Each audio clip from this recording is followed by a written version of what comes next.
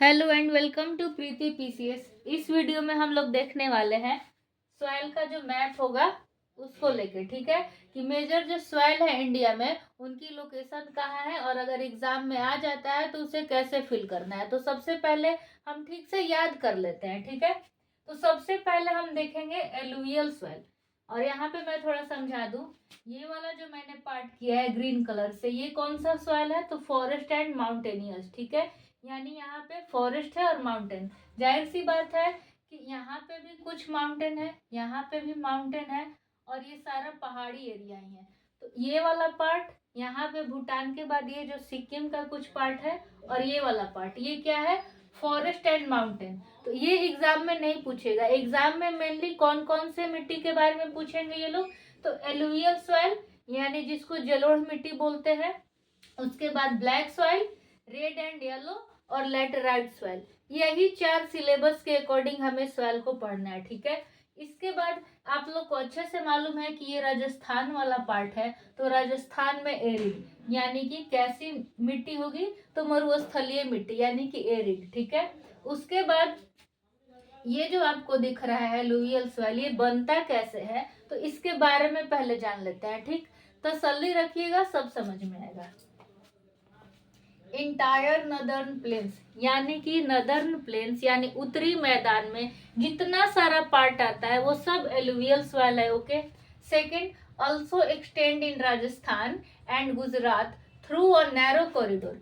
ये जो राजस्थान का कुछ पार्ट है ये वाला, ठीक, और गुजरात का ये जो पार्ट है जो ग्रीन ग्रीन दिख रहा है, यहाँ भी ग्रीन ग्रीन दिख रहा है, ये जो नैरो कॉरिडोर, नैरो मीन्स संकीर्ण या पतला, एक पतला गलियारा की तरह, कॉरिडोर माने गलियारा, यानी ये कहाँ कहाँ फैला हुआ है? तो पूरा नॉर्दर्न प्लेन में, और ऑल्सो एक्सटेंड इन राजस्थान का ये जो पार्ट है यहाँ पे गलियारा की तरह आते आते गुजरात के भी कुछ पार्ट में है ये, ओके। यहाँ तक समझने के बाद आपको ये देखना है ऑल्सो फाउंड, और भी पाए जाते हैं in the eastern coast plains, particularly in the delta of, किसके डेल्टा में? यानी ईस्टर्न कोस्ट। वेस्टर्न कोस्ट में नहीं पाए जाते हैं, यानी जो पूर्वी आपका ये तट है, तटीय मैदान है, वहां पे ये पाए जाते हैं। वो भी पूरी तरह से नहीं, ये वाला पार्ट खाली है, यहाँ नहीं पाए जाते हैं, यहाँ, यहाँ, और ये लास्ट वाला पार्ट, ठीक। कहाँ कहाँ पे? तो महानदी, गोदावरी, कृष्णा एंड कावेरी रिवर, यानी जहां जहां पे सबसे पहला बात एलुवियल सॉइल कैसे बनता है? तो अगर ये माउंटेन्स है, यहाँ से कोई नदी आ रही है, तो नदी जब आएगी तो माउंटेन्स को तोड़ते फोड़ते कुछ ना कुछ लेके आएगी ना, तो जो भी उस प्लेन एरिया में जाके बिछा देगी उस सेडिमेंट को, तो उसी से क्या बन जाएगा? एलुवियल सॉइल बन जाएगा, ठीक।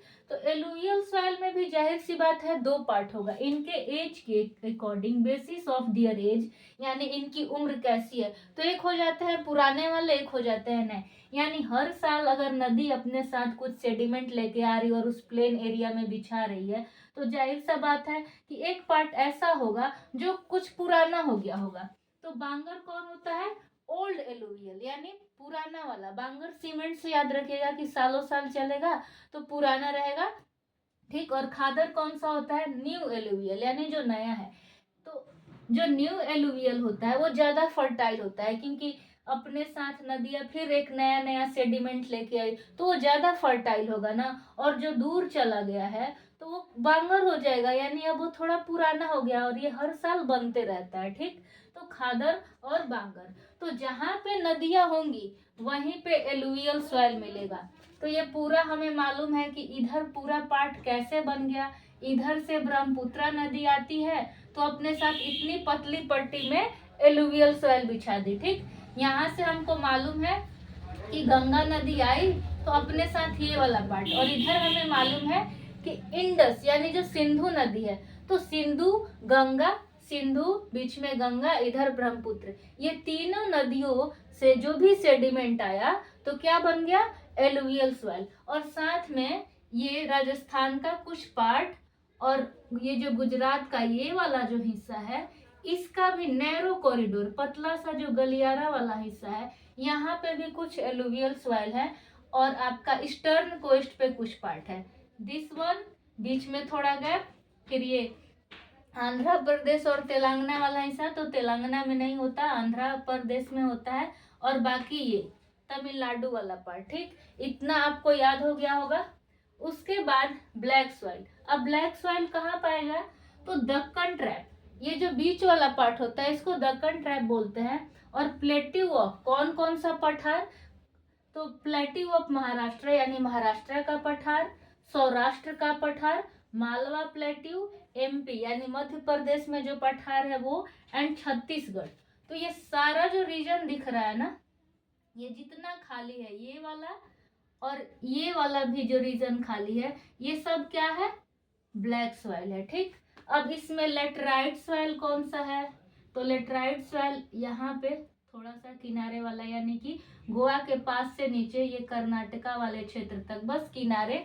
फिर उसके बाद लेटराइट सॉइल कुछ यहाँ पे मिलते हैं असम के पास, असम के नीचे वाले हिस्से में, और कुछ यहाँ पे मिलते हैं। और एलुवियल सॉइल, अगर आपको एलुवियल सॉइल ठीक से याद हो गया, ये हमारे सिंधु नदी के किनारे वाले हिस्से में जो भी अपने साथ सिंधु नदी सेडिमेंट लाएगी वो हिस्सा, गंगा नदी अपने साथ जो लेके आए, और ब्रह्मपुत्र ऐसे यू टर्न लेते हुए ऐसे आती है फिर बे ऑफ बंगाल में जाती है। तो जब ये यू टर्न ली तो अपने साथ जो ली ना, तो ऐसे घूम गई, तो यहाँ पे कुछ हिस्सा और ईस्टर्न कोस्ट का कुछ हिस्सा, बाकी ये जो बीच वाला हिस्सा है वो। और एलुवियल में ये भी याद रखिएगा कि राजस्थान और गुजरात में जो पतला कॉरिडोर के थ्रू बनाती है ये। ठीक, उसके बाद लैटराइट आपको समझ में आ गया, ये वाला हिस्सा। जो रेड एंड येलो सॉइल है वो कहाँ बच गया, तो ये इसके बाद जितना हिस्सा ये दिख गया, और यहाँ पे ये सब क्या है, रेड एंड एलुवियल सॉइल। और लेटराइट कहाँ होता है, तो और लेटराइट यहाँ भी होता है, यहाँ ये ब्लैक वाला यहाँ पे और यहाँ पे, बस और कुछ नहीं। बाकी हमें ऊपर क्या है, तो माउंटेन फॉरेस्ट है, ब्लैक फॉरेस्ट हमें समझ में आ गया, ये खाली वाला एरिड सिर्फ राजस्थान में ही होता है। और उसके बाद रेड एंड येलो सेल, जो पूरा एलुवियल और ब्लैक पढ़ने के बाद जो हिस्सा बच गया वो हो गया रेड एंड येलो सॉइल। उसके बाद अभी हम इसमें और अच्छे से पढ़ेंगे, अगर हम ये जान जाएंगे कि किस किस हिस्से में या किस स्टेट में ये पाया जा रहा है तो इजिली हमें याद हो जाएगा। तो आई होप कि आपको ठीक से समझ में आ गया। अभी मेरा एक प्लान है कि जो फिजिकल मैप होता है इंडिया का, एक ब्लैंक मैप लेके उसमें उसका कम से कम 10 मैं कॉपी करा लूँगी, और जो भी पीवाईक्यू है उसके अकॉर्डिंग और सिलेबस के अकॉर्डिंग कैसे हमें एग्जाम में फिल करना है एक्चुअली, कि अगर ये पूछता है तो कितना हिस्सा कलर करेंगे, अगर मेजर राइस का पूछता है, मेजर वीट का पूछता है कि वीट कितने हिस्से में पाए जाते हैं वो, और कौन कौन से जो सरदार सरोवर डैम, टिहरी डैम, जो डैम वाला पार्ट है वो कहाँ कहाँ होता है। तो पहले मैं एक वीडियो में ये समझा दूंगी कि ये स्टेट है। ठीक, 4 ही डैम के बारे में पढ़ना है, उस चारों डैम में कौन कौन से स्टेट में पढ़ना है, हम सिर्फ उसी स्टेट के डैम पे फोकस करेंगे, क्योंकि एग्जाम में अभी वही आएगा। पूरा अभी हम डीप में नहीं जाएंगे, सिर्फ एग्जाम पॉइंट ऑफ व्यू के अकॉर्डिंग हम समझेंगे कि कैसे हमें काम करना है मैप पे। ठीक है, तो आने वाले वीडियो के लिए थोड़ा वेट कीजिएगा, मैं थोड़ा 10-15 उसका 2 कॉपी निकलवा लेती हूँ मैप का, और उसके बाद हिस्ट्री का भी सारा, नागपुर सेशन कहाँ, खेड़ा कहाँ है, दांडी कहाँ है, ये सारा चीज़ हम लोग फिल कर लेंगे। मेरे को यही इजी लग रहा है कि अभी आप एग्जाम प्रेशर में आपको बहुत सारा सब्जेक्ट भी करना है, क्वेश्चन आंसर भी करना है, तो इजीली मैं सिर्फ वीडियो में दिखा के ये सिर्फ समझा दूँ ये यहाँ है, तो आप फिलहाल के लिए याद कर लीजिए, और कुछ चीज़ों को मैं समझा भी दूंगी, और जो भी मैं शॉर्ट्स में डालूंगी वो सारा चीज़ आपको ध्यान से देखना है और सुनना है। ठीक है, thank you so much guys for watching this video.